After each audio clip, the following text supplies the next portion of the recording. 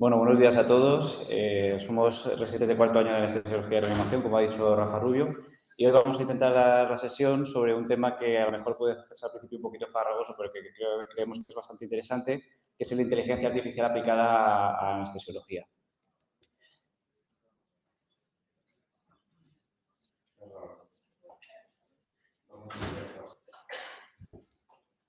Bueno, lo primero de todo es intentar introducir un poquito qué es lo de la inteligencia artificial, porque probablemente muchos de aquí todavía no lo sepamos. Entonces, la inteligencia artificial es verdad que es un concepto bastante difícil de explicar. De hecho, no existe una definición universal todavía. Sí que es verdad que la Comisión Europea recientemente ha intentado hacer una especie de definición más unánime en el que define que esta inteligencia artificial se trata de sistemas de software diseñados por humanos que básicamente tienen una doble función. Por un lado, perciben su entorno a través de adquisición e interpretación de los datos y luego, por otro lado, un intento de razonamiento sobre el conocimiento que recibe, dando así una información derivada de estos datos y decidiendo las mejores acciones en según qué momentos, ¿no? Entonces, es verdad que la inteligencia artificial es un campo de las matemáticas y de la programación que lo que trata es de intentar enfocarse en crear sistemas que puedan realizar tareas que habitualmente son realizadas por humanos, sobre todo tareas relacionadas con la inteligencia, ¿no? Más repetitivas, más mecánicas, basadas en el aprendizaje, el razonamiento y la percepción. Estos sistemas pueden percibir el entorno, razonar sobre el propio conocimiento que reciben, un poco entre comillas, porque realmente no tienen la funcionalidad de raciocinio, como veremos más adelante, y de procesar dicha información derivada de datos y tomar decisiones. Bien, la inteligencia artificial al final es una simulación de procesos, ¿de acuerdo? Es una especie de programa que tiene funciones matemáticas que lo que va haciendo es intentar imitar en la medida de lo posible todas esas conjunciones que hacemos los humanos a la hora de llegar a una conclusión. Entonces, estos procesos incluyen aprendizaje, como hemos visto, basados en adquisición de información y reglas para usar esa información, y luego el razonamiento, que realmente se basa en utilizar esas reglas para llegar a conclusiones. No es que sea capaz de entender realmente qué es lo que está sucediendo, no es un programa vivo, por así decirlo. Y pues, con todo ello, en algunos casos, que es quizá el avance más importante, el de la autocorrección en función de los datos y de las conclusiones a las que va llegando.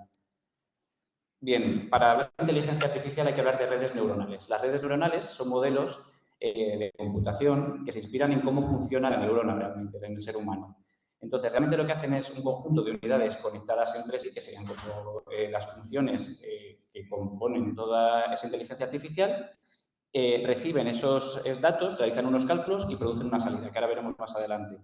Estas neuronas realmente se organizan en capas para intentar que los datos sean lo más precisos posibles y realmente la información fluye desde la capa de entrada hasta la de salida, aunque en algunos casos es capaz de hacer circuitos dentro de las propias capas. Durante el entrenamiento de una red neuronal se ajustan los procesos, es decir, los pesos de las conexiones entre las neuronas para que el propio modelo pueda aprender a realizar la tarea específica, ¿vale? Realmente todo esto que estoy explicando se basa en que, como veremos más ahora justo a continuación, una inteligencia artificial o una red neuronal realmente lo que hacen es recibir esa información por capas, ir seleccionando qué modelos de razonamiento son correctos o cuáles son erróneos a través de sus procesos y realmente reconocer patrones complejos en forma de datos, bien como imágenes, texto o sonido. También es necesario hablar un poquito de Machine Learning, que es un concepto que últimamente se oye bastante, que realmente es una parte de la inteligencia artificial que lo que se centra es el desarrollo de esos algoritmos que permiten a las máquinas aprender y mejorar los propios algoritmos. Y puede ser de dos maneras, o bien supervisado, por ejemplo, modelos que se están utilizando a día de hoy en radiología o en anatomía patológica, que realmente lo que se hace es superponer una serie de imágenes con unos diagnósticos a algoritmos de inteligencia artificial para que sea capaz de detectarlos más adelante, o no supervisados, que son aquellos que realmente reciben un flujo de datos y aprenden de forma autónoma un poquito a integrar esos datos, que serían, por ejemplo, los que se están empezando a aplicar en diagnóstico clínico. Un prompt es una instrucción o un estímulo, lo que veíamos de esos pesos neuronales, que se utiliza para solicitar una respuesta o acción específica. ¿De acuerdo? Son funciones matemáticas. Realmente en programación básica, si alguno a lo mejor tiene concepto un poquito más cercano, sería, como cualquier tipo de programa utilizado habitualmente, como pueda ser Python o Java, el darle una orden a través de una tecla o de un combo alfanumérico y que sea capaz de ejecutar esa acción, ¿no? Como cuando encendemos un ordenador y le damos a F11, por ejemplo. Bien, todo esto, resumido un poquito de forma menos espesa, se basa en esta imagen, ¿no? Para hablar de inteligencia artificial, realmente lo que tenemos es una entrada, que sería la orden que nosotros queremos darle a la máquina, o al sistema, perdón, basándose en una serie de capas de entradas que serían todas estas, una serie de funciones matemáticas superpuestas en paralelo y en cadena, en el que se les va dando una orden. Es decir, por ejemplo, imaginemos que nosotros la señal de entrada que le damos es a una inteligencia artificial que nos detecte o que aprenda a detectar un patrón radiológico compatible con un cáncer de mama. Entonces, tendríamos una serie de funciones matemáticas superpuestas, pues por ejemplo, el tipo de color blanco que es compatible con esa densidad, la distancia a la que se encuentra la primera costilla de la vértebra, si esto es una mama normal o no. Entonces, todas esas órdenes, por así decirlo, que nosotros estamos dando, realmente se traducen en funciones matemáticas que se superponen, que además se las confronta unas con otras en serie y que cuando toda esa información la ha recibido y procesado, nos da una función de salida que sería realmente el resultado que nosotros queremos conocer, si es un cáncer de mama o por el contrario es una lesión benigna, etc. Bien, por hablar un poquito por encima de la inteligencia artificial que ha avanzado bastante, sobre todo en los últimos años, hay una serie de hitos que quizás nos hacen ver lo rápido que está llegando en nuestras vidas, ¿no? Y sobre todo a nuestro ámbito laboral. En los años 40, por primera vez, esa inteligencia artificial empieza a entenderse el concepto como lo que es hoy en día, a través de una publicación en la que un bioestadista y un neurobiólogo hablan de los eventos neuronales y de las relaciones que pueden darse mediante la lógica proposicional, que es la que empleamos los seres humanos, y cómo se podría aplicar a los ordenadores. Ya en los años 60 empiezan a aparecer los primeros patrones de reconocimiento, como por ejemplo el perceptrón, que de hecho es un software que a día de hoy se sigue utilizando, que era una especie de inteligencia artificial que lo que hacía era recibir un diagnóstico clínico, elaborar un diagnóstico clínico a partir de signos y síntomas que se le planteaban y en base a eso establecer un tratamiento más óptimo para los pacientes. Entre los años 70 y 80 aparece también MICIN, que esto es aplicado sobre todo a programas infecciosas. Y luego, a título también de curiosidad, pues por primera vez en el año 97, IBM desarrolla un software que es capaz de ganar a Garry Kasparov en el ajedrez. El ajedrez es un juego que utiliza 10 a la 24 posibilidades de movimientos. Y en el año 2015, Google desarrolla lo mismo, pero para ganar al juego Go, que es un juego todavía más complejo, que tiene 10 a la 42 posibilidades, lo que hace pensar o hace darnos cuenta de que la evolución de este tipo de inteligencias artificiales es exponencial. Y luego, en el año 2022, como ya todos sabéis, pues aparece ChatGPT, que es quizás también un hito en la revolución de las redes neuronales. Entrando un poquito más en lo que es la anestesiología, pues en el año 97 aparece el primer sistema de apoyo a la toma de decisiones que utiliza sobre todo la técnica de redes neuronales. Es verdad que es un poco está muy en pañales, por así decirlo. Y ya en el año 99 aparece por primera vez una inteligencia artificial que es capaz de predecir la concentración de fentanilo en un paciente según lo estemos administrando. Esto perfeccionado, en el año 2006 se transmite a lo que hoy se conoce como las TCIs de fentanilo, que son bombas que utilizamos en la anestesiología, que realmente son capaces, basadas en distintos modelos, de predecir qué cantidad de concentración plasmática o concentración eficaz tiene nuestro paciente en sangre. En el año 2011 aparece por primera vez una monitorización de la profundidad anestésica basándose en lo mismo en técnicas de inteligencia artificial. Y en el año 2016 aparece un programa, que ahora os hablaremos de él, que es capaz de predecir con una muy alta especificidad y sensibilidad la posibilidad de que nuestro paciente desarrolle en los próximos minutos un evento de hipotensión. A lo largo de los años 2017, 2018 y 2019, pues aparecen nuevos programas informáticos cada vez más precisos. Todo lo mismo, que son capaces de predecir si el paciente no necesita ser intubado, modelos de predicción de eventos, etc.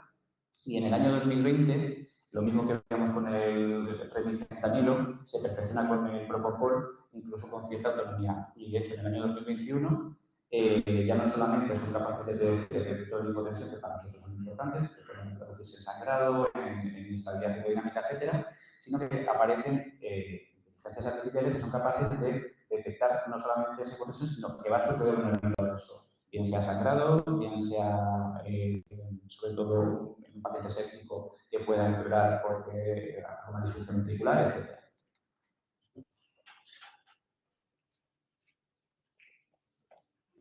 Bueno, ¿qué aplicaciones podemos darle a la anestesiología en la inteligencia artificial? Bueno, podemos utilizarla para crear algoritmos que nos ayudan para la toma de decisiones. Además, podemos crear modelos predictivos que nos ayuden a predecir eventos adversos durante la anestesia, teniendo en cuenta al paciente, la población en la que se encuentra. Incluso podríamos introducir un estudio genómico de dicho paciente para, por ejemplo, evaluar pues, la probabilidad de que te sufra un evento cardiovascular en el intraoperatorio. Como explicaremos más adelante, también nos puede servir para la integración de datos, para crear sistemas de asa cerrada y como asistencia para la intubación o para la ecografía. En cuanto a un sistema que se está utilizando actualmente de integración de datos, es el sistema HPI de Edwards, ¿vale? Es un sistema de aprendizaje automático que estudia a partir de la onda de presión arterial invasiva diferentes parámetros y nos da un algoritmo que nos informa de la probabilidad que puede sufrir dicho paciente de sufrir un evento hipotensivo en los próximos 10 minutos. Esto nos da un valor de 0 a 10 y cuanto más próximo a 100 se encuentre este valor, más probabilidad de sufrir dicho evento. Este valor se actualiza cada 20 segundos. Otro sistema que también se está utilizando actualmente es el sistema de adecuación a la anestesia de General Electric, en el que evalúan 3 parámetros de una manera no invasiva y continua, que son la profundidad anestésica mediante la entropía espectral, la respuesta del paciente a estímulos quirúrgicos y a la medicación que se está administrando para el dolor, mediante el índice pletismográfico quirúrgico, el SPI, y luego el nivel de relajación o recuperación muscular mediante la transmisión neuromuscular. Como ya hemos dicho, la entropía espectral lo que evalúa es la profundidad anestésica y esto lo hace evaluando las ondas del electroencefalograma y las ondas del electromiograma. Se divide, nos da 2 índices, ¿vale? En la entropía de estado, que únicamente analiza las ondas del electroencefalograma, que es parecido al BIS que utilizamos nosotros en quirófano, y luego la entropía de respuesta, que además de analizar las ondas del electroencefalograma, añade el electromiograma analizando los músculos faciales, la mímica de los músculos faciales que nos indican una respuesta temprana a un estímulo quirúrgico o al dolor. Bueno, en cuanto al SPI, es un parámetro fisiológico derivado de la información hemodinámica de la onda del pulso oxímetro. Analiza estos valores y nos da un valor también de 0 a 100 y nos evalúa la reactividad o la respuesta al dolor de dicho paciente. Cuanto más cercano sea a 100, el paciente está sintiendo más dolor. No está claro el valor exacto, pero bueno, lo que nos dicen es que tiene que estar entre 30 y 50 para que no esté o demasiado planchado por la medicación o estar sufriendo dolor. ¿Vale? Esto se ha visto que, comparado con la frecuencia cardíaca, la tensión arterial o el valor del BIS, ha demostrado mejores resultados, pero con la limitación de que estos se miden individualmente y no en un conjunto, por lo que se necesitarían más estudios. Y en cuanto a la transmisión neuromuscular, es igual que el TOC, que es un aparato que nosotros utilizamos en quirófano para medir la relajación neuromuscular, añadiendo que además el TOC lo que analiza, lo analiza mediante la kinemiografía y esto añade la electromiografía, ¿vale? Todo esto está muy bien, pero tiene sus limitaciones, ¿vale? Los parámetros se miden de forma aislada y no... Y por ejemplo, el SPI, que es la onda de pulso oxímetro, en los pacientes que están muy fríos, que han sangrado, pues esta onda no es valorable del todo, entonces no podrían utilizarse. Por ejemplo, en la espectrometría de respuesta, cuando evaluamos los músculos faciales, si el paciente está relajado, pues tampoco se podría utilizar. Otra limitación es que no integra todos los parámetros de una manera conjunta y para integrarlos lo que pasa es que requeriría de monitores de muy alto rendimiento y muy alto coste que todavía pues, no están a nuestra disposición.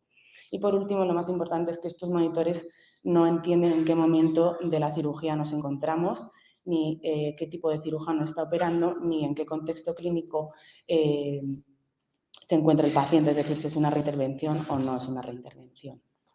¿Vale?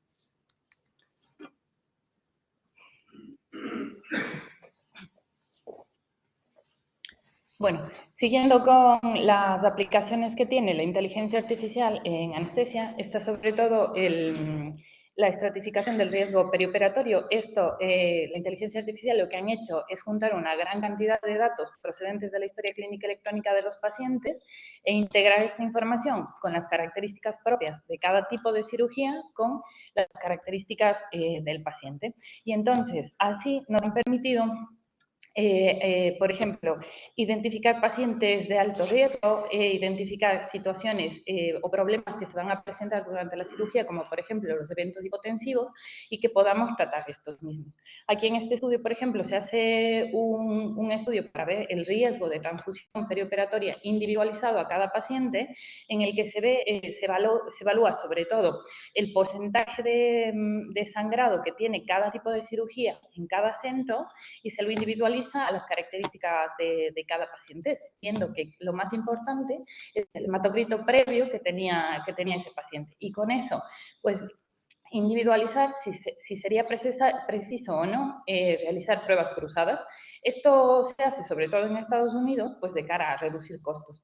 Obviamente, habría que individualizarlo aquí, eso no es necesario, habría que ver el riesgo-beneficio de no tener pruebas cruzadas para un paciente que se dé una complicación que todos sabemos que puede darse en cualquier momento y transfundir sangre no cruzada al paciente. Entonces, pues todavía hay que desarrollar cosas, pero bueno, nos puede ayudar mucho a los médicos de anestesia en quirófano, sobre todo porque si algo nos dice que ya hay mucha probabilidad de que el paciente vaya a sangrar, pues podemos ir más preparados, tener más accesos venosos, dar una monitorización más invasiva, aunque en un primer momento no lo hubiésemos hecho. Luego, otro tipo de estudios de inteligencia artificial están enfocados sobre todo en predictores de vía aérea y sobre todo en predictores de vía aérea difícil. Se han hecho un estudio, por ejemplo, realizado por japoneses en el que hacen, mediante Machine Learning, identifican puntos marcados en una fotografía y lo integran con los datos administrados luego por los médicos anestesistas tras la laringoscopia. Este estudio fue realizado de 2016 a 2019, integraron a todos los pacientes que iban a operarse, dejando fuera solamente aquellos que ya tenían alteraciones propias de la anatomía de la laringe. Y entonces se tomaron 16 fotos en diferentes perfiles de los pacientes y esto lo integraron con lo que decía la laringoscopia, viendo qué tan difícil era intubar o no. Luego lo procesaron hasta en 5 capas y lo que hizo la inteligencia artificial fue dar una predicción, dividiéndola como intubación difícil e intubación fácil. ¿Ven esos puntos rojos? Pues eran los que estaban presentes en intubación fácil y no están presentes en intubación difícil. Si le echamos un poquito de imaginación, aquí. Este supuestamente sería un paciente de intubación fácil en el que la inteligencia artificial nos hace aquí la cabeza, seguimos, el paciente está como aquí en decúbito laterales, en decúbito supino, perdón, una foto de lateral. Entonces vemos aquí la cabeza, seguimos hacia adelante la nariz, el mentón, el cuello y aquí el pecho. Entonces vemos que esta zona sobre todo está muy roja, lo que en un paciente en vía aérea difícil no está presente. Vemos que aquí no se encuentra. Esto estaría en relación pues, con los predictores de vía aérea difícil que ya tenemos, que conocemos, en el que sería retrognatia, una distancia tiromentoniana más corta, un pecho muy prominente, sobre todo en pacientes obesos. ¿Esto para qué nos sirve? Sobre todo para las áreas fuera de quirófano o para médicos con menos experiencia en el manejo de vía aérea. Por ejemplo, si tenemos un paciente en la urgencia que se está poniendo malo y creemos que se va a tener que intubar, pues si estamos en esa situación y tuviéramos de esta aplicación solamente con tomar una fotografía, no las 16, solo una fotografía en esta posición del paciente, es decir, de lateral, el paciente en decúbito supino, nos daría una intuición de si es una vía aérea fácil o difícil. Y ya con esa información podríamos tomar la decisión de ir directamente a intubar o con un videolaringo o pedir ayuda a algún compañero que tenga más conocimiento en esta área. Pero esto no está tan lejos. Ese estudio era hecho por médicos japoneses, pero este ha sido realizado aquí en España, en el Hospital Universitario de Galdacao, en el que igual se intenta predecir mediante fotos pues una vía aérea difícil. Lastimosamente, ellos no tuvieron resultados clínicamente significativos, pero están desarrollándolo y a mí me parece que, pues, que es una buena forma de poner en práctica todo esto y que estaría muy útil, sobre todo, pues, como digo, para ayudar en situaciones fuera de quirófano donde intubar siempre es más complicado. También dentro de intubación vamos a tener, existe ya, no es que vamos a tener, está el proyecto Reality, que es la intubación mediante un brazo robótico. Está diseñado para, el robot identifica las estructuras mediante videofibrobroncoscopia y tiene dos maneras de utilizarse. Una mediante un joystick, en donde es el médico el que va manejando cómo va pasando el video a través de la laringe, cuerdas vocales hasta la tráquea. El médico puede estar incluso presente en la sala o fuera de ella. Y se ha visto que es verdad, existen muy buenos tiempos de intubación. Y la otra forma es el modo automático, es decir, este robot, el fibro, va entrando directamente, va reconociendo las estructuras y va entrando a través de cuerdas vocales y hacia tráquea. Pero ¿cuál es el problema? Pues ahora mismo está diseñado solamente en tráqueas perfectas, en tráqueas de plástico. ¿Qué pasa si cuando pasa el fibro se encuentra con el típico moco, con el típico coágulo, con que el paciente empieza a regurgitar? Situaciones que se ven, que no están todavía diseñadas y que tengan que desarrollar todos esos algoritmos. También la máquina, pues el robot es bastante grande, es costosa, es un poco farragoso, entonces de momento es una muy buena idea, esperamos que llegue algún día, sobre todo, como les digo, para situaciones emergentes, pero todavía no reemplaza a lo que es una pala de laringoscopia. En ecografía, esto es en donde más nos puede ayudar, sobre todo desde el punto de vista de las residencias y para mejorar el desarrollo de los bloqueos en anestesia.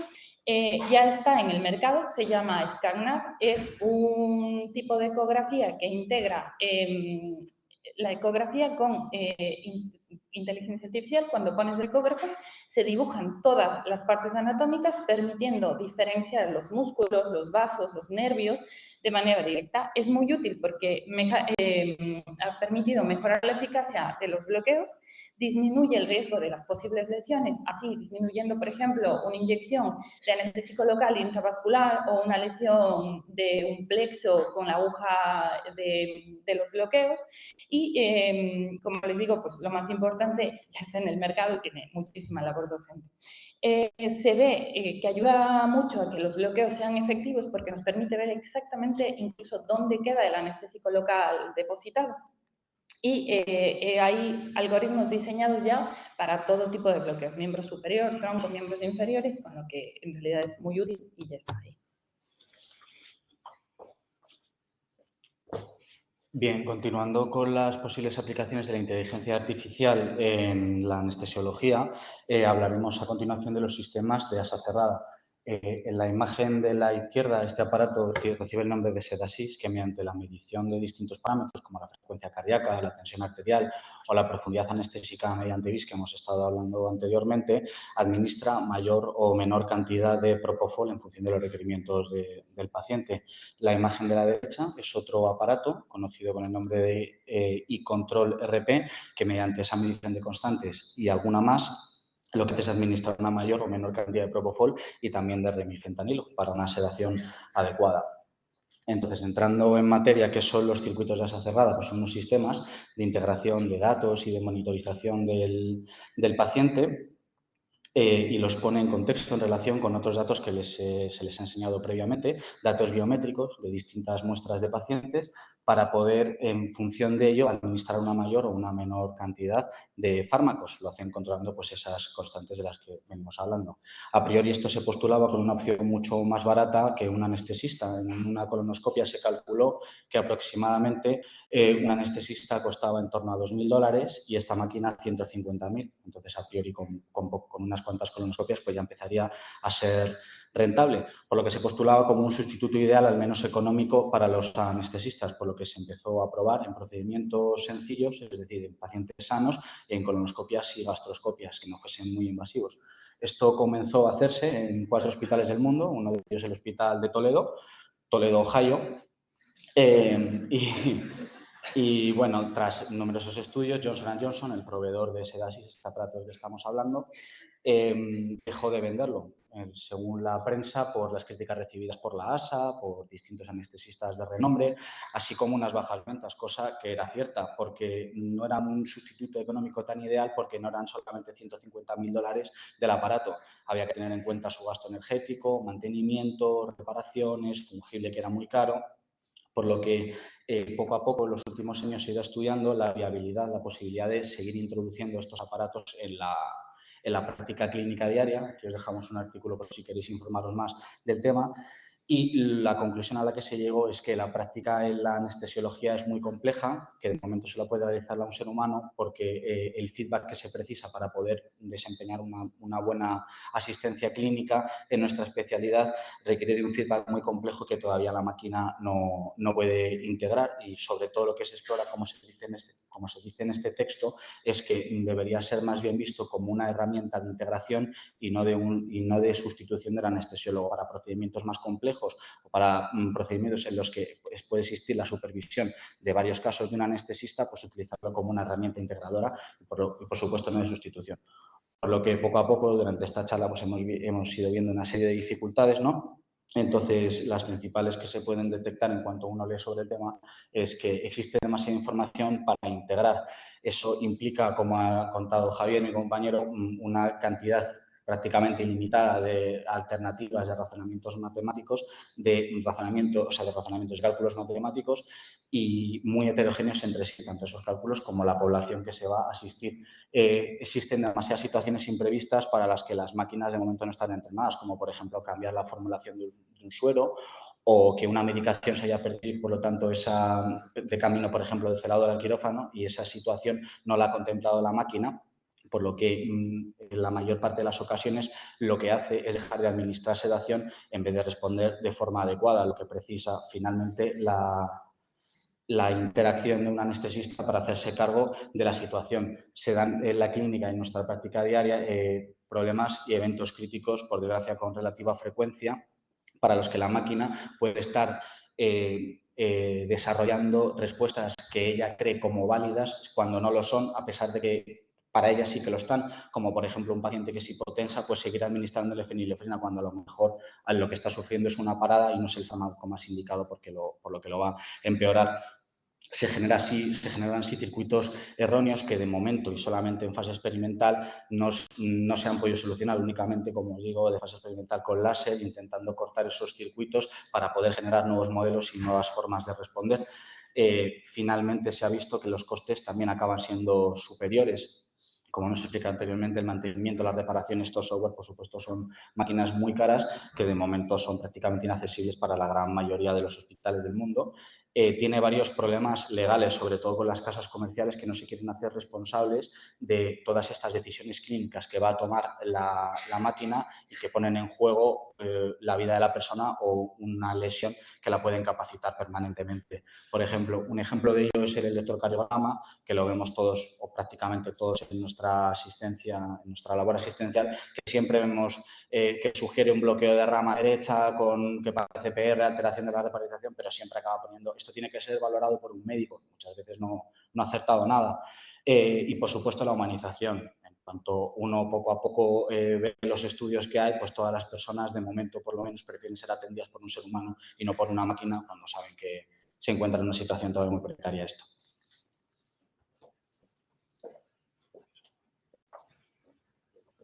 Entonces, todas estas dificultades que comentaba Edu, ¿cómo se solucionan? Pues sobre todo con una colaboración. No se trata de reemplazar a los facultativos, ya no solamente al anestesiólogo, sino de integrar la inteligencia artificial en nuestra práctica clínica diaria.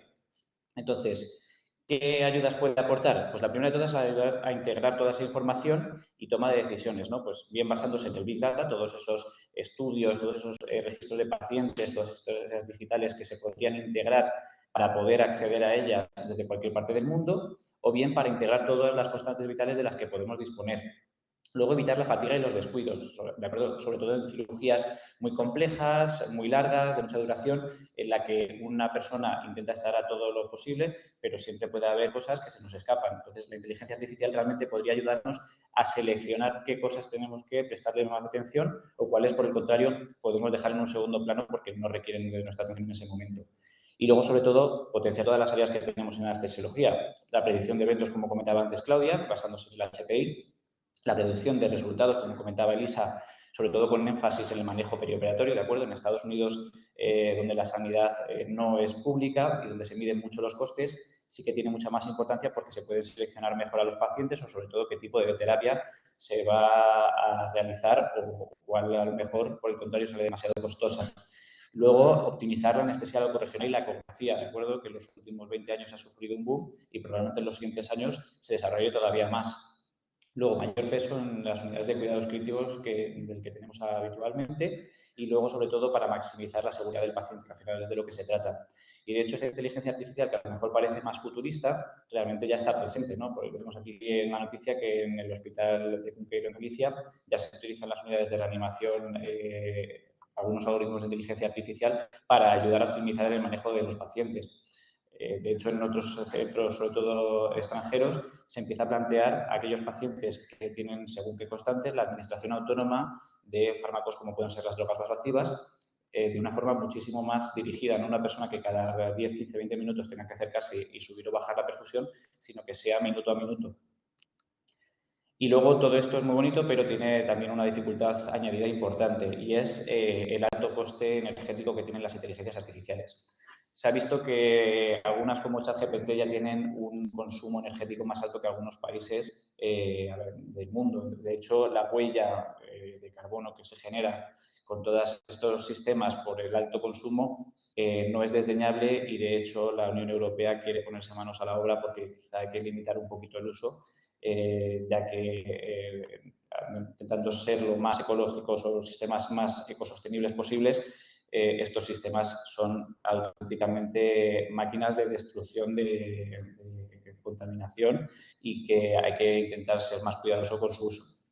Entonces, ¿qué conclusiones hemos sacado nosotros con esta charla y que quizá queremos transmitiros más a vosotros?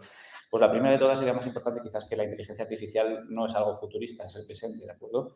De hecho, según qué especialidades, cada vez irá tomando más peso en los próximos años y creemos que es una herramienta de la que tenemos que empezar a estar ya más formados y más preparados. Luego que además aporta múltiples herramientas para nuestra actividad diaria, en el caso de la anestesiología, para la ultrasonografía, la predicción de eventos y la integración de datos.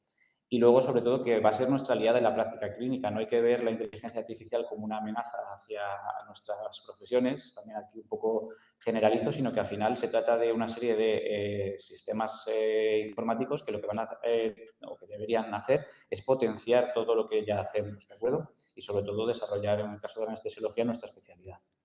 Aquí está un poco toda la bibliografía que hemos utilizado y poca cosa más. ¿Alguna pregunta?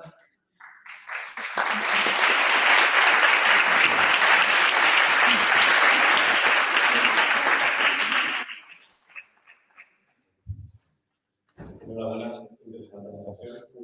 A día de hoy, ¿tiene una pregunta por ahí? Nada, un tema bastante novedoso. ¿Están usando actualmente aquí algún sistema o algo que esté basado? ¿Cómo está eso? Sí, a ver, nosotros actualmente sí que tenemos sistemas, de hecho, por ejemplo, las bombas de TCI, que son sistemas de administración de anestésicos, sobre todo de remifentanil y el propofol, se basan en algoritmos basados en inteligencia artificial. Es verdad que es una inteligencia artificial muy en pañales, pues no utiliza sistemas de machine learning, realmente lo único que hacen son modelos predictivos que ya se han estudiado y aplicarlos. En este centro no. En otros centros en Madrid, por ejemplo, en rotaciones externas que hemos hecho sí que los hemos visto, pues el sistema de HPI de Edwards en el Gregorio Marañón sí que lo emplean, el sistema AOA de General Electric en la Princesa sí que también lo emplean y son sistemas que pueden aportar bastante al uso diario. Es verdad que también un poco con criterio de sentido común, ¿no? Porque igual que el índice de pletiresmografía hablaba sobre que puede potenciar el efecto analgésico en los pacientes o perfeccionar cómo vamos a manejar la analgesia de un paciente, no ha demostrado en el último estudio que salió en octubre ninguno de los sistemas que existen a día de hoy de ni profundidad anestésica ni de sensibilidad a la analgesia intraoperatoria una superioridad sobre el anestesiólogo que, en base a los parámetros clínicos, al tiempo de la cirugía y al que está sucediendo en cada momento, puede aportar. Pero al final, lo que nosotros vemos y lo que integramos es mucho más complejo que lo que puede hacer a día de hoy la máquina.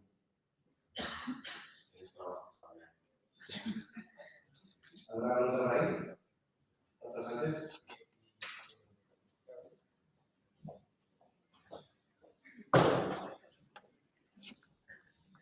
Para nosotros, básicamente, hacemos la mayoría de las historia clínica, comprobar datos.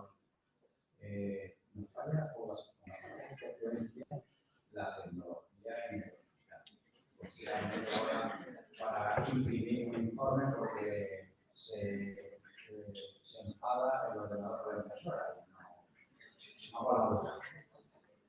Vosotros, claro, no es lo mismo estar escribiendo un informe de un paciente de la consulta que tener un paciente en quirófano, anestesiado, y que dependa de algoritmos independientes de cuánto, porque pueden ser más seguros que los virtuales, pero cuando fallas tú, cuando se pega una torta a un coche y conduces tú, nadie se entera, pero cuando se pega una torta a un coche sin conductor, salen todos los peligros. A ver, ya más seguro. Vosotros, para poner todo esto en marcha, que has comentado, se necesitaría una tecnología y una seguridad de la tecnología muy superior a la que tenemos ahora, ¿no? Y una actualización de los programas muchísimo mayor de lo que tenemos ahora, ¿no? Sí, a ver, voy a responder como tres cosas distintas. La primera, a título de curiosidad, los trenes en el Metro de Madrid se conducen de forma autónoma, pero para evitar asumir esa responsabilidad legal de que falle un solo vagón de metro sin conductor, hay conductores de metro. ¿Por qué digo esto? Porque ninguna empresa está dispuesta a asumir aunque sea el más mínimo fallo, porque los costes legales que puede tener derivados de eso mismo pueden suponer el quiebre de una empresa. Entonces, eso por un lado. Segundo, la tecnología que tenemos a día de hoy es muy deficiente. La tecnología y el uso que hacemos de ella. Es verdad que en los colegios no se nos enseña a manejar un ordenador de forma avanzada, que quizás es algo bastante notorio, porque al final el ordenador lo usamos todos los días, ¿no? Igual que se nos enseña funciones matemáticas como la integración, las derivaciones, etcétera, pero no se nos enseña a utilizar programas informáticos de programación, ni siquiera lo básico. Y luego lo tercero, sí, evidentemente tiene un coste energético muy alto. Comparando con los monitores actuales, igual que comentaba Claudia, no es que se trate de que utilizar un monitor que integre toda esta información suponga 2 o 3 veces el consumo energético o la tecnología que hay ahora. Es que a lo mejor estamos hablando de 10.000, 100.000 veces más potentes. Claro, hablar de potencia es hablar de rendimiento energético. Es unos servidores más potentes, es un hardware más potente, es un coste energético diario que a lo mejor puede llegar a, no sé, un 5, 10, 15% del coste de un hospital día a día. Entonces, evidentemente todo esto es muy utópico. Al final, en algún momento habrá que poner la balanza sobre qué es más seguro y qué es más rentable, sobre todo en el tipo de sistema sanitario que tenemos, que al final se basa mucho en la sostenibilidad, ¿no? A día de hoy, imposible. De aquí a los próximos 15 o 20 años, salvo que se genere un nuevo sistema de producción energético mucho más rentable que el que tenemos, probablemente tampoco. En Estados Unidos, por ejemplo, los modelos de predicción sí que salen más baratos. El sistema SEDASIS, que se pensó eso como una manera de ahorrar costes a un hospital, acabó fracasando porque era extremadamente caro en comparativa con un anestesiólogo y además que cuando sucedía un evento crítico adverso dejaba de funcionar. Simplemente se paraba y esperaba que viniera alguien. Entonces, claro, todavía estamos quizá un poquito lejos de esa idea, pero sí. ¿Alguna cosa?